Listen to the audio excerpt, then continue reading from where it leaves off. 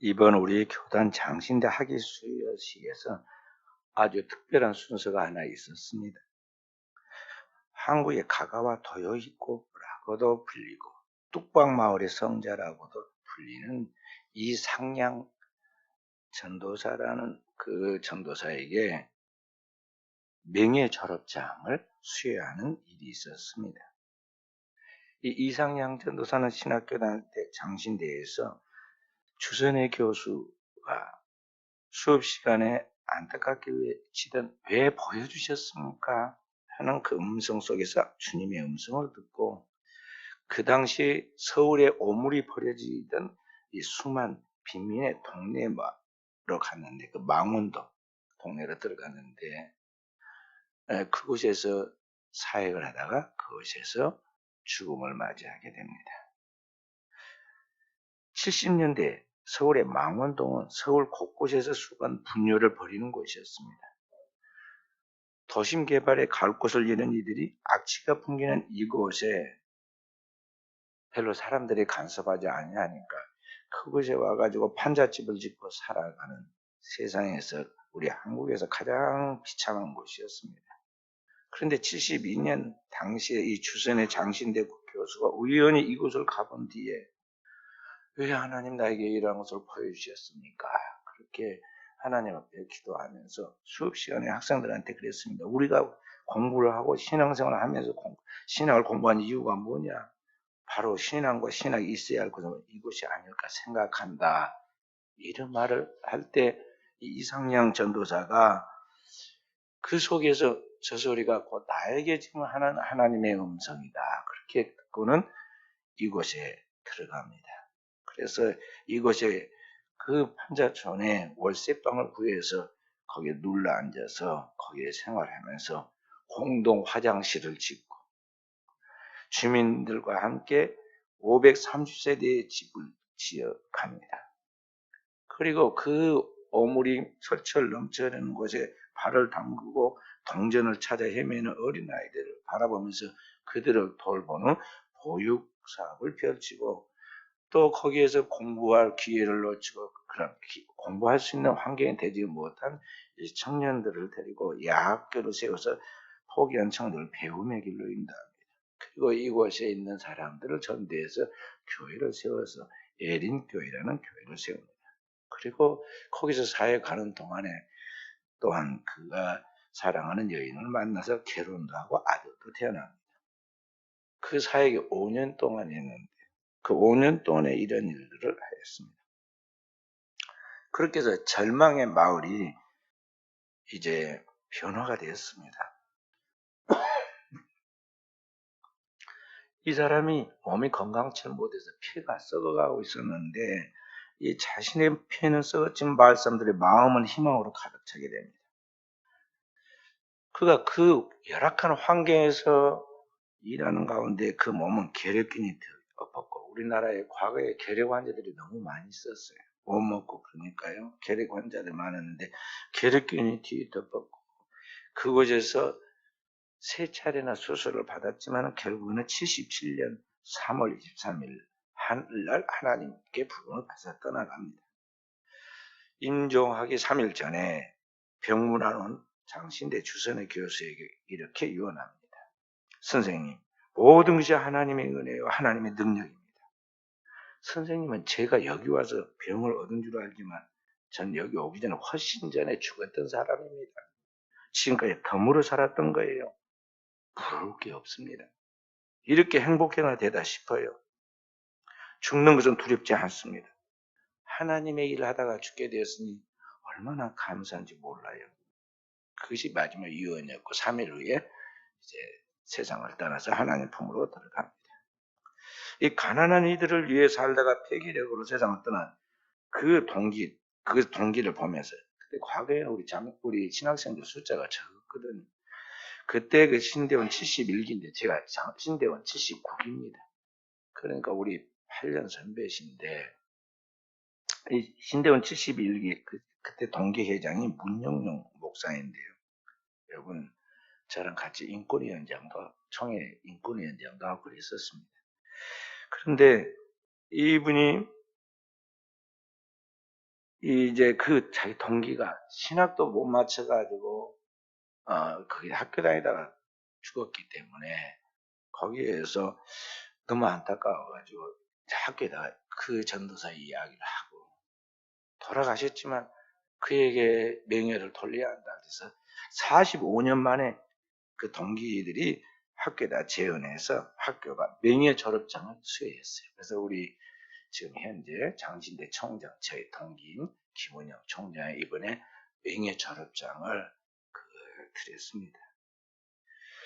오늘날 코로나 팬데믹이 지나가면서 많은 크리스찬들이 신앙생활을 양식이 달라졌어요. 그래서 이 크리스찬들이 교회를 잘 안 나오는데 이제 나오면은 좀 더 나은 환경을 갖춘 교회를 떠나갑니다. 또 계속 인터넷을 보고 방송만 보고 예배를 드리다 보니까는 유명 목회자가 누군가 보아가면서 거기에만 찾아갑니다. 그래서 오늘날 교회들이 점점 열악해지고 비어있는 교회가 생겨가지고요. 예배당 공유라는 말이 생겼어요. 공유 사무실에다 예배당을 공유한다. 지금 그런 일을 하는 때가 되었습니다. 그래서 이런 걸 보면 목회자들 중에는 성공하는 목회자를 흉내내려고 경쟁하는 사람들도 있고, 그렇죠. 근데 사실은 그건 비본질적인 것이죠. 진정으로 우리가 이런 때일수록 갖춰야 할 것은 뭐냐면요. 오늘 주님께서 산상보훈에 말씀하신 이 팔복의 말씀처럼 사람들에게 인기를 얻고 사람들이 모이도록 하기 위해서 군중을 끌어들이는 방법을 찾는 것이 아니라 이럴 때일수록 더 기도해야 하고 또 더 주님의 마음과 주님의 인격을 가지고 사랑하고 긍휼히 여기고 용서하는 법을 배워서 세상 사람과는 질적으로 다른 영적인 사람으로서 그리스도의 인격과 성품을 갖춘 게 최우선적인 일이다 하는 것이죠. 주님이 2000년 전에 진정한 축복이 무엇이냐? 세상 사람들은 땅이고 물질적이고 경제적인 것을 복이라고 생각할 때 주님께서는 진정한 복이 뭐냐? 하늘의 신령한 복이 뭐냐 하면서 지금 여기 팔복을 이야기했는데 사람들이 생각하는 그런 가치관에서 그 경제적인, 물질적인, 환경적인 것이 전혀 아니에요.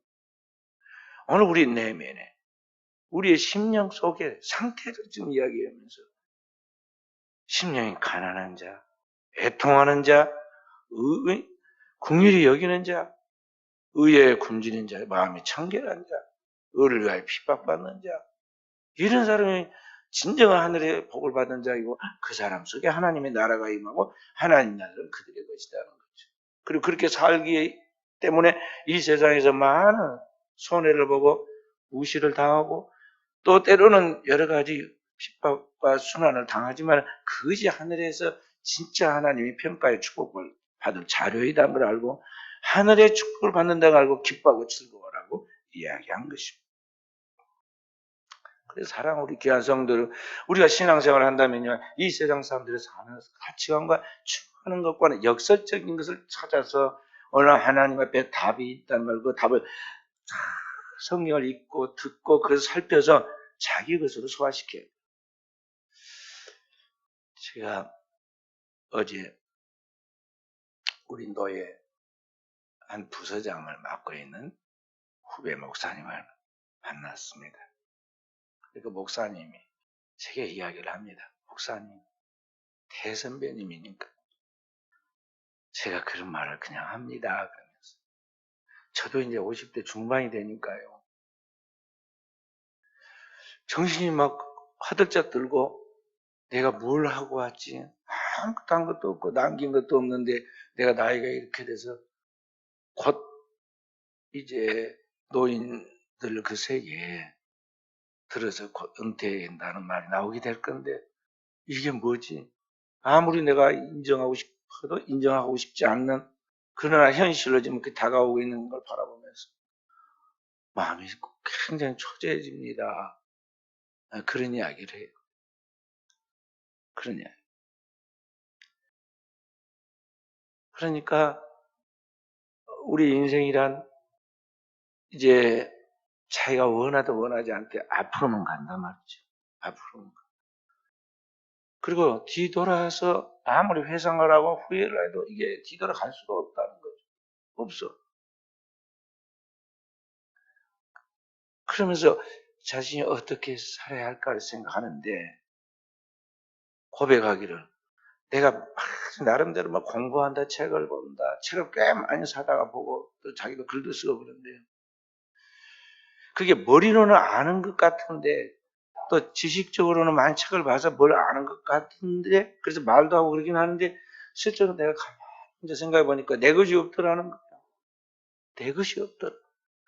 나에게서 뭔가 분명한 것이 나와야 하는데 내 것이 없더라는 거야. 그리고 이제 제가 썼던 그래서 우리 노회원들에도 나눠드렸던 성령론에 대한 책을 보면서 제 들으라고 그분이 꼭 그러겠어요. 목사님은 그래도 작품을 하나 진짜 누구든지 보아서 꼭 거기에 대해서 참고할 수 있는 좋은 작품 하나 남겼는데 나는 내 것이 없는 것 같다고 지금 와서 생각해 보니까 그렇다고. 그래서 제가 그랬습니다. 그렇다. 그러니까 젊은 날에 공부 많이 하고 성경 많이 읽고 기도 많이 하고 많이 하나님 앞에 머물러서 그런 시간을 가져서 축적해 놓아야 나중에 이제 나이가 들어가면서 이게 쑥 그게 응축돼 가지고 흘러나오는 것인데 대다수가 이 젊은 날에 마치 사는 생존을 위해서 사는 것 같이 사람들을 쫓아서 조직을 쫓아서 이 사람 저 사람 만나가지고 끼리끼리 그 그룹을 만들고 서로 자기의 세력을 갖춰가지고 그래가지고 이게 무슨 생존을 위한 그런 방편인같이 이 정치하고 그렇게 하다가 어느 날 보면은 나이가 시온이 돼버리고 그때는 아무도 축적된 게 없으니까 나올 곳이 없게 된다. 그래 인제서 깨달았다는 거예요. 그랬다고. 근데 그분만 그러겠어요. 대다수 사람들이 젊어서 부지런한 개미에게 가서 배워라 성경에 말씀하신 부지런히 자기 안에 모든 영성과 실력을 쌓아놓고 이게 나중에 이제 저절로 가을에 곡식이 나오듯이 흘러나오게 만들어야 하는데 이것을 하지 않고 삶의 우선순위가 뒤바뀌어 버리는 거죠. 그래서 후회를 하는 거예요.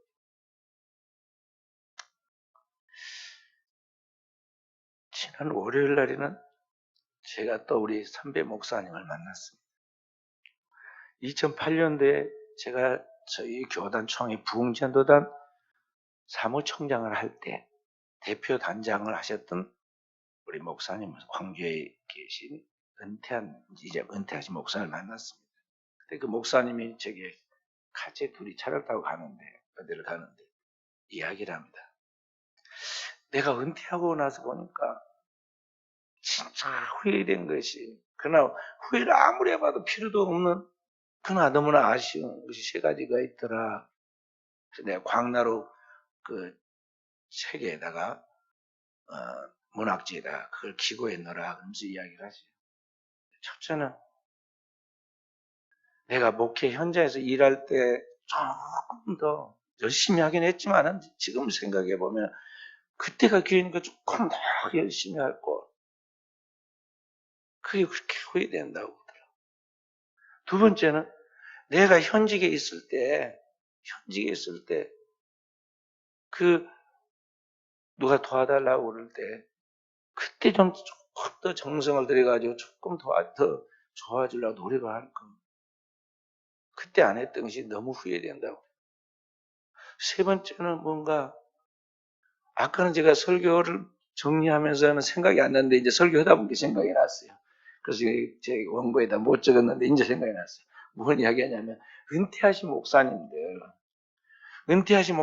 그때 현직에 있을 때 좀 참 모실 건데 잘 덜 보고 그때 그리 못했던 게 후회된다는 거죠. 그러니까 이제는 은퇴를 하셔서 개인이 됐기 때문에 교회가 뒷받침이 안 되는데 혼자서 몇십 명 되는 거 은퇴 목사님들을 모셔 식사하고 교통비 조금씩이라도 드리려면 상당한 돈이 드는데 그게 어렵지 않아요. 그러니까 현직에 있을 때 좀 그렇게 잘할 거라고 후회가 되더라고. 세 가지를 이야기해요.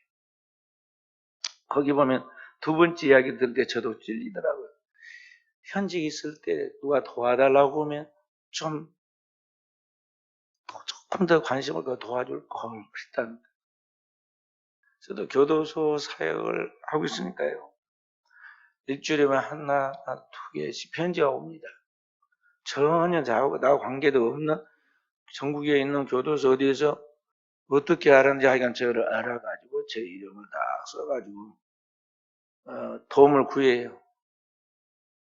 근데 내용은 다 이제 어려우니까 좀 도와달라는 그런 천편일률적인 것이긴 한데, 하여간 이걸 다 도와줬으면 좋은데 그게 못하는 것이죠. 또 어떻게 보면 좀 이 친구들이 계산적으로 그런 것도 있는 것 같기도 하지만 속더라도 믿어줘야 하는데, 목회자니까 너그럽게. 또 나도 이거 목회 현장에 있어요. 그 한계가 있기 때문에 다 못하는 것들이 있단 말입니다. 그러니까 이게 지속성을 갖지 못해 간헐적으로 이렇게 이제 급한 거 먼저 처리를 하고 그렇게 하는데, 그런 부분에서 찔렸어요. 어찌됐든 오늘 주님은 성경에 우리에게 긍휼히 여기라 말씀을 해주잖아요. 긍휼한 마음을 간직하는 사람이 되어야 한다. 그래야 긍휼히 여김을 받게 된다고 주님이 우리에게 가르쳐요. 이것이 복이라는 거죠. 긍휼한 마음을 갖는 거. 구약 성경에 보면 긍휼이란 말을 히브리어로 헤세드라고 합니다. 인자 또는 긍휼. 150회 이상 그런 말이 나옵니다. 사랑과 자비, 다정스러운 마음, 하나님 넘치는 사랑과 인자를 말할 때 헤세드라고 그래요. 긍휼.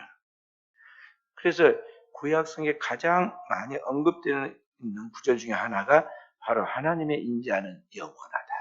하나님은 긍휼히 여기시고 그것이 영원하다. 그것 때문에 우리가 살아남은 거예요. 만약에 여러분과 저 같으면 우리가 하나님이라면 어쩔까요? 하루에도 번개를 몇 번 치고 어쩔까요? 몇 번이고 그냥 그랬을 거 아니에요. 근데 우리 하나님의 인자와 긍휼은 영원하시니까. 그래서 우리가 지금까지 살아남고 이 많은 축복을 누린 거 아니겠어요? 역대상 16장 34절, 역대하 7장 3절, 스가랴 3장 11절, 시편 136편 1절에 보면은 하나님의 인자는 영원하다. 그 말이 계속 반복해 나옵니다.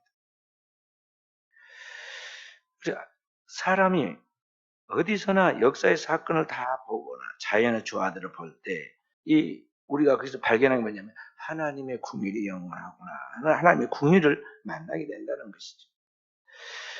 긍휼은 사람과 더불어 이루어지는 하나님의 관계 속에서 하나님의 성품이에요. 긍휼이 하나님의 성품이라는 것이죠. 그래서 하나님은 인자와 긍휼이 사람들과의 관계 속에서 모든 사람의 가져야 할 성품으로 너희도 내가 긍휼히 여긴까지 너희도 긍휼히 여겨야 한다고 우리들에게 요구를 하고 있다는 걸 알아야 돼. 그걸 기대하고 있어야 하는. 긍휼히 여기는 사람이 되기를 기대하고 있다. 잠언 3장 3절에 보면 인자와 진리로 내게서 떠나지 않게 하고 그것을 내 목에 매면 내 마음판에 새기라. 인자와 진리로. 인자가 여기 긍휼하십니다. 호세아 6장 6절에 보면 아무 희생이나 제사로 긍휼을 대신할 수 없다. 그러니까 어떤 제사보다도 하나님은 자비를 원한다. 그런 말이에요. 미가서 6장 8절에도 인간의 모든 의무는 공의를 행하며 인자를 사랑하며 겸손히 하나님 앞에 행하는 것이다 그랬어요. 주께서 선한 것이 무엇임을 내게 보이셨나니 그러면서 방금 말씀한 공의를 행하며 인자를 사랑하며 인자는 바로 그 긍휼을 말하는 긍휼을 사랑하며 겸손히 하나님 앞에 행하는 것이다 그랬어요. 구약 성경에 보면 창세기에 야곱의 12 아들 이야기가 나오잖아요. 그 중에 좀 잘난 체하고 똑똑해가지고 잘난 체하는 요셉을 미워하는 형들이, 배다른 형들이 이 요셉을 죽이려고 하다가 구덩이에 던졌다 나중에 저기 외국에다가 팔아버리잖아요. 그런데 어느 날 배가 고파서 쌀을 구하러 애굽에 갔더니 자기 앞에 떡 겉들여 있는 사람이 누구예요? 애굽의 총리가 요셉입니다. 그렇게 될 줄은 모르고 있었지만 요셉은 한눈에 자기 형들인 줄 알아봤어요. 그런데 그들은 감히 요셉이 애굽의 총리가 될 까 생각을 못하고 혹 이렇게 생각했을지 모르고 우리 동생 요셉을 좀 닮은 것 같다. 그렇게 혹 생각을 했을란가 모르지만 감히 그럴 리는 없다 생각했겠죠. 그런데 그때 벌벌 떨고 있는 총리가 된 자기 동생 요셉 앞에서 벌벌 떠는 형들한테 그때 이 요셉이 뭐라고 말합니까? 창세기 45장 5절에 당신들이 나를 이곳에 팔았으므로 근심하지 마소서, 한탄하지 마소서. 하나님이 생명을 구원하시려고 나를 당신들 앞서 보내셨나이다. 나를 이곳에 보낸 이는 당신들이 아니라 하나님이십니다. 하나님이 오늘 우리를 구원하려고, 우리 가족들을 구원하고, 우리 민족을 구원하고, 우리 후손들을 구원하려고 하나님이 당신들 앞서 나를 이곳에 보냈어. 하나님 보냈습니다. 그러니까 근심하지 말고 한탄하지 말고 겁내지 말라는 거죠. 그 속에 용서한다는 말이 없지만 이미 형들을 용서하고 긍휼히 여기는 마음이 거기에 담기는 것을 볼 수가 있어요. 신약 성경에도 거기 자비라는 말이 나오는데 헬라 말 엘레오스라고 해요. 엘레오스, 자비란 말이 나오는데 선한 사마리아인의 비유에 보면 나옵니다. 여기 이 사마리아인 강도 만난 사람은 다 지나갈 때 자기도 바쁜 사람이고 장사한 사람인지 그러니까 여행하는 사람 뭔가 바쁘게 가는 사람인데 그 강도 만난 사람을 만나가지고 자기한테 도움이 되거나 이익될 게 아무것도 없어요. 그런데 가던 길에 멈춰서 그 사람을 돌보고 상처에 기름을 붓고 포도주를 이렇게 이제 주고 그 상처에서 힘을 못 쓰니까 그 사람을 자기 나귀에 대고 자기는 걸어서 앞으로 가야 하는데 뒤로 돌아서서 자기가 머물렀던 그 주막인데까지 와가지고 하룻밤을 같이 머물면서 돌봐주고 자기 길을 가야 하니까 그 다음날 아직 이 사람이 일어나서 움직일 수 없으므로 주인한테 이야기를 좀 돌봐주시오. 이 두 데나리온을 미리 주고 돌봐주시오. 만약에 돈이 더 들었다면 내가 다시 돌아오니까 오는 길에 갚겠습니다. 그렇게 말했잖아요. 바로 그 속에 하나님과 같은 긍휼히 여기는 마음이 있다는 거죠. 그래서 이 선한 사람 마리아이는 단순한 사람이 아니라 제가 성경을 해석할 때 선한 사마리아 누구냐? 바로 예수 그리스도다. 사마리아에서 오신 갈릴리 갈릴리 지역이 사마리아에서 오신 예수 그리스도. 그분이야만이 끝까지 계산하지 않고 우리를 긍휼히 여기신 분이지. 누가 그렇게 하겠어요? 제사장도 안 해, 레인도 안 하는데 누가 하겠냐 이 말이죠. 그게 거기에 선한 사마리아인이 바로 예수님인데 그 선한 사마리아인과 같이 주님께 너희도 이와 같이 하라 그랬잖아요. 그런 긍휼히 여기는 마음, 하나님이 우리를 사랑하는 것까지 긍휼히 여기는 것까지 하는 같은 생각과 감정으로 오늘 우리가 하나님의 그 마음을 반영해서 우리도 그렇게 세상에 행하여 재생산해서 나타내라 그렇게 말씀하고 있는 것입니다. 그것이 주님이 하나님 사랑, 이웃 사랑을 이야기하는 것이 그 하나님의 모든 계명의 그러한 실천적 자세를 말해주고 있는 것입니다. 자, 그래서 우리는 이제 긍휼히 여기는 사람으로 요청을 받고 있는데 세상에서 가장 큰 긍휼은 그래서 무엇이냐? 이 세상에 나타난 하나님의 긍휼하심이 가장 큰 나타난 긍휼이 뭐냐? 이게 바로 예수 그리스도가 이 아무 쓸모없는 죄 덩어리인 죄인들을 위해서 사람이 되어 이 땅에 오시고 우리의 죄를 짊어지고 담당하여 십자가에서 죄의 값으로 영원한 속죄 피를 흘리고 그가 우리를 대신해 죽으신 이게 뭐냐면 하나님의 가장 큰 긍휼, 하나님의 사랑, 하나님의 자비라는 것이죠. 로마서 5장 8절에 우리가 아직 죄인 되었을 때 그리스도께서 우리를 위해 죽으심을 우리에 대한 자기의 사랑을 확증하셨느니라 그랬습니다. 그래서 이 하나님의 긍휼로 인하여 천하 만민의 모든 죄인들이 그 죄에서 저주에서 그 속박에서 해방될 수 있었고 천국의 영생을 얻게 되는 축복을 받게 되었으니 이게 얼마나 큰 긍휼이냐는 거죠. 그래서 그 하나님의 긍휼하심을 오늘 받은 우리가 세상 속에 리프로덕션 해서 다시 재생산해서 공유를 베풀어라 이 말이죠. 왜냐하면 이 세상 날이 갈수록 개인주의로 이기주의로 너무나 냉정해 가잖아요. 아파트 옆집 누가 이사를 와도 온가 보다 간가 보다 나는 이사 갈 때까지 서로 인사도 않고 그러고 다니잖아요. 초장이나 그냥 저 사람 집은 낫는가 보다 들리면 알고 그냥 온 거지 뭐 조문도 안 갑니다. 바로 옆집에서도 인사도 안 합니다. 나이 드신 분들이나 그래도 아는 체지 젊은이들은 그냥 알아요 서로. 옆집인데 모르겠어요. 그래도 절대 인사도 않고 다니잖아요. 그것이 그냥 자연스럽게 오늘의 문화 생활 속에 배어 있단 말이죠. 사람들이. 그런 가운데 그리스도인들이 똑같이 살면 안 된다는 거죠. 그리스도인은 하나님의 큰 긍휼을 받아서 영생의 축복을 받은 사람으로서 사는 존재 방식이 달라야 돼요. 내가 긍휼히 여김을 받아서 오늘 존재한 것 같이 우리는 긍휼히 여기는 자로서 그런 자비를 나타내라는 것이죠. 그래서 오늘 우리가 이 주님의 성품의 온유와 겸손이 긍휼로 나타나서 그리스도가 우리에게 긍휼히 여기준까지 나가야 한다는 것이죠.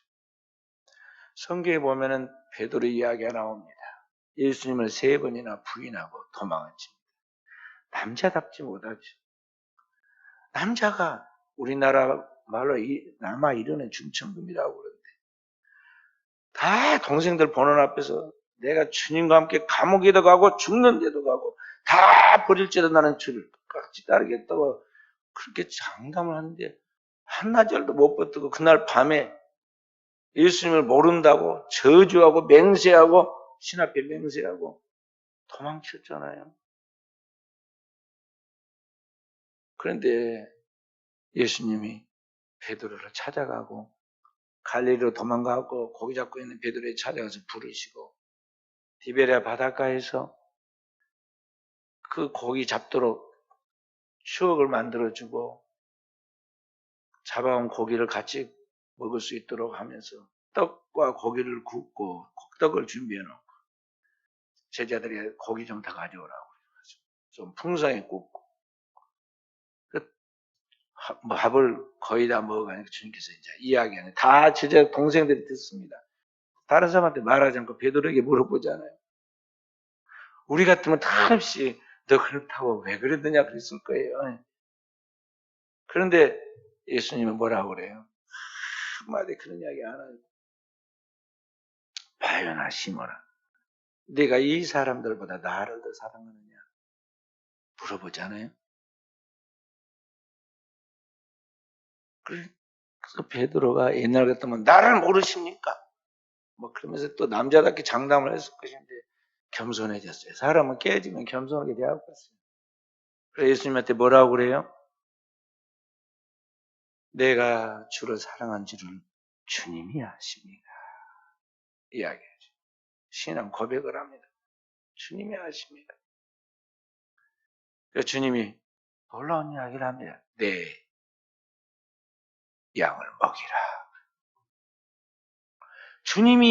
주님의 양을 주님이 치신데 주님이 큰 목자이시고 우리는 그의 어린 양인데 그 양을 베드로에게 여전히 신임해가지고 치라고 그러잖아요.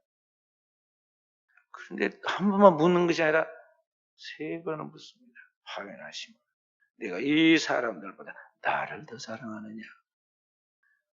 시몬 베드로 더욱 기어들어가면서 겸손한 목소리로 주여 내가 주를 사랑하는 줄 주님이 아십니다. 내 어린 양을 먹이라.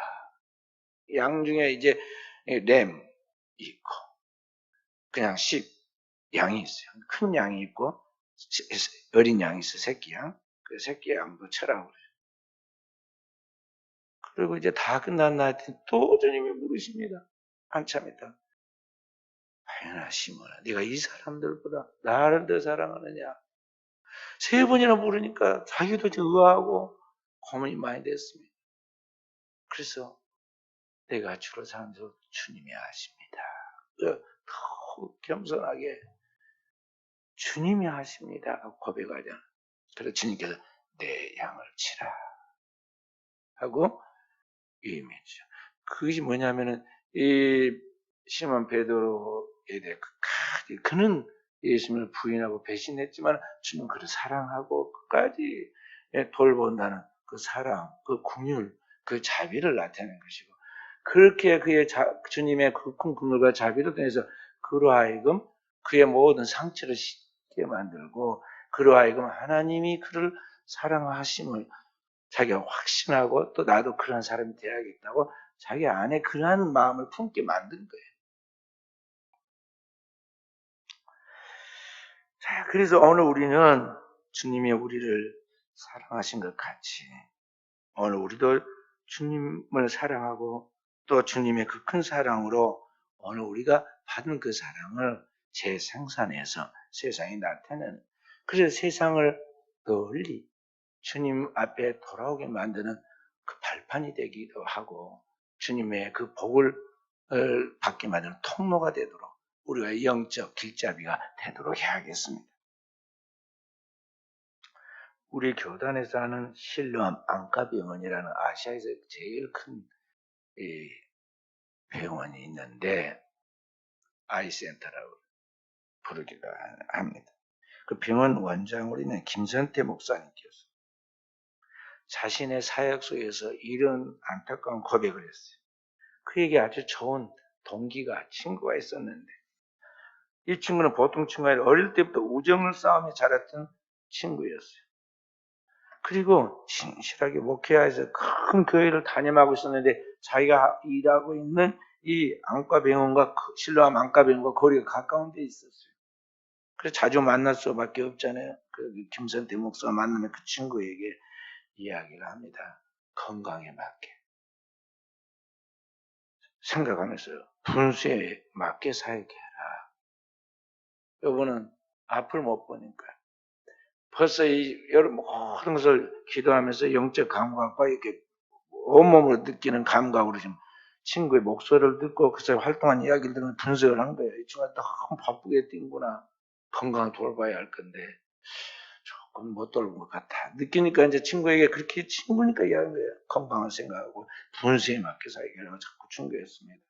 그리고 또 고민하기를 큰 교회에다 재정적 여유가 있으니까 이 안 못 보는 이들을 위해서 기도해 주시고 또 기부도 좀 해주라 또 부탁을 했어요. 그러면 그 친구가 여러 번 고민했는데 한결같이 세 마디로 대답했어요. 친구가 생각해 볼게. 두고 보자. 기다려. 그 말한 거 생각해 본다고 두고 보자. 그리고 기다려. 기대감만 자꾸 줍니다. 그래서 가까운 근처에 있는 그 친구가 언제나 이 안 못 보는 사람들을 위해서 또 자기 친구하고 있는 사역을 위해서 기쁘게 따뜻한 정성에 담긴 사랑의 손길을 내밀까 기대를 하고 기다렸는데요. 결국 그는 한 영혼에게도 밝은 빛을 주지 못하고 세상을 떠나 하나님 앞으로 가고 말았어요. 그걸 보면서 안타깝다.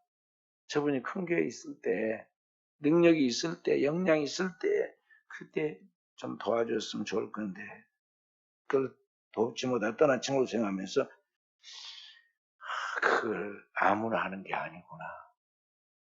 그걸 이제 거기에 이야기한 것을 보았어요. 그러니까 여기 오늘 우리가 그런 능력도 있고 기회를 가질 수 있어서 그걸 만약에 사랑을 나눌 수 있다면 자기 분수에 맞는 사랑을 나눌 수 있다. 이것이 바로 인생의 고귀한 행복이고 기쁨이라는 것을 알아야 하는데 만사는 때가 있는데 그때를 놓치고 말더라는 것이죠. 그래서 오늘 우리는 우리의 삶 속에 주님이 우리에게 너희 안에 이 마음을 품으라고 그리스도 예수의 마음이니 그랬어요. 빌립보서 2장 5절에. 그 그리스도 예수의 마음이 무엇이냐? 주님이 한마디로 이야기를 마태복음 11장 28절에 나는 마음이 온유하고 겸손하니. 글쎄, 겸손과 온유의 마음에 이게 한마디로 말해서 인자예요. 이것이 그 긍휼히 여기는 것이다는 거죠. 그 긍휼의 영을 가지라. 긍휼의 영을 가지라. 너희 안에 이 마음을 품으라 하는 그리스도 예수와 같은 그 긍휼의 영을 가지고 오늘 우리가 살아갈 때에 세상이 밝아지고 내 영혼의 축복이 된다는 것입니다. 미국에서 여러분도 혹 보았을 거예요. 동영상 많이 떠다니더라고요. 거기 보면 이런 감동적인 이야기가 나옵니다. 1kg이 안 된 빨리 태어난 아이, 조산아가 쌍둥이 자매가 있었는데 아이 이름을 카이리와 브리엘 잭슨이라고 그 이름을 지었어요. 카이리, 브리엘. 언니 카이리아는 이 쌍둥이 중에 언니는 먼저 태어난 언니가 됐죠. 건강을 회복했는데 동생 이 브리엘은 증세가 악화돼서 점점 죽어갑니다. 그래서 원래 아기는 조산아기는 태어나면 인큐베이터 안에 넣어주는데 인큐베이터 안에 하나씩 넣었잖아요. 쌍둥이라도. 이번에 우리나라에서 34년 만에 5둥이를 낳았어요. 5쌍둥이. 5쌍둥이 낳았어요. 군인 부부가. 군인 부부가 5명을 하고 줄줄이 옷 입히고 모자 씌워놔갖고 사진 찍어서 신문에 내놨더라. 사실 이게 불량품이야. 불량품. 왜냐하면 사람 몸에는 난자 하나에 정자 하나로 이렇게 태어나게 되는데 이게 어찌된 일인가 5명이 태어났단 말이죠. 근데 그것도 이제 하나님이 생명을 주셨으니까 축복이에요. 그러니까 5명이나 태어났어요. 셋째부터는 이제 무료니까 5둥이 집에는 또 축복을 많이 하나님께서 또 베풀어 줄 거예요. 어찌됐든 이 아이 쌍둥이 중에 큰애는 잘 그래도 살아났는데 이 둘째가 곧 죽어가는 거예요. 어떻게 할까? 병원에서 지금 의사랑 간호사를 의논한 결과 뭐냐면은 쌍둥이니까 엄마 앞에서 같이 있었지 않냐. 그러니까 둘이를 한 인큐베이터 안에다 넣어보자. 그래서 규정을 어기고 쌍둥이를 이게 인큐베이터 안에다 딱 넣어줬습니다. 근데 놀랍게도 건강한 그 언니 쌍둥이 카이리가 지 동생 브리엘을 어깨를 이렇게 손을 내밀고 껴안아줍니다. 그렇게 팔을 뻗어서 동생을 감싸자 이 브리엘이 그렇게 불안정하더니 안정을 찾기 시작하고 혈압과 맥박과 체온이 정상으로 돌아옵니다. 그래서 다 돌아와가지고 쌍둥이들이 지금은 정상적으로 자라서 나이가 한 18살 정도 되었을 거예요. 그때 당시 뭐라고 글을 써놨냐면요. 이 쌍둥이를 기자가 뭐냐면 생명을 구하는 포옹이라고 그래가지고 거기에 글도 썼고 동영상에도 그게 다녔어요. 그러니까 이게 뭐냐면은 오늘 우리의 삶 속에서 이 피덩이 같은 이 갓난 아기나 장성한 사람의 우리 인간에게 절대적으로 필요한 것은 긍휼, 사랑인데 이게 얼마나 그게 중요한가를 보여주는 그런 하나의 이야기라고 볼 수가 있다는 것입니다. 그래서 오늘 우리 그리스도인들의 가장 큰 덕은 이러한 것. 세상 사람들이 말하는 걸로 하면 이거 긍휼은 다정스러운 마음이죠. 다정스러운 마음. 저희 총회 부흥 전도단 대표단장으로 직전 단장이신 우리 김병호 목사님이라고 계십니다. 이분이 전라도 분이시고 우리 호남신앙대학교 선배님이셔. 작년에 동해 청운교회 은퇴하셨고 우리 대표단장은 풍단 대표단장 하셨는데요. 이 목사님은 차상이 돼요. 그래가지고는 이야기한 걸 잊어먹지도 않고 다 적어놔가지고 다시 이야기를 리바이브를 합니다. 말을 바꿀 수 없도록 다 이야기를 해. 다 물어보고 하소연 들어주고 또 조언도 해주고 마지막에 전라도 말로 그래 잘 있어 잉? 그러면서 100번이라고 그렇게 해요. 다정스럽게. 그러니까 그렇게 사랑으로 하니까 나이 차이가 그렇게 많이도 안 나도 완전히 그냥 큰 형처럼 생각하고 사람들이 다 이렇게 포옹을 해서 같이 어울리는 걸 볼 수가 있어요. 그리고 오늘 우리에게 세상을 살아가면서 주님께서 어떤 사람이 되어야 하느냐, 어떤 사람으로 살아야 하느냐, 인력으로는 그게 안 되는 거예요. 어떻게 인간이 하나님과 같은 그런 신의 성품과 인격을 소유해서 그렇게 살아가겠어요? 땅에 살고 있는 사람이 어떻게 하늘의 삶을 살아가겠냐는 거죠. 그 비결을 오늘 성경은 너희 안에 이 마음, 그리스도의 영을 품으라고 했어요. 영을 품으라. 하나님의 영, 성령은 사랑과 희락과 화평과 오래 참음과 자비가 이게 국률이에요. 자비와 양성과 충성과 온유와 절제다. 그리스도의 영을 받으면, 성령을 받으면 그 안에 긍휼히 여기는 마음이 생기게 되었고 있어요.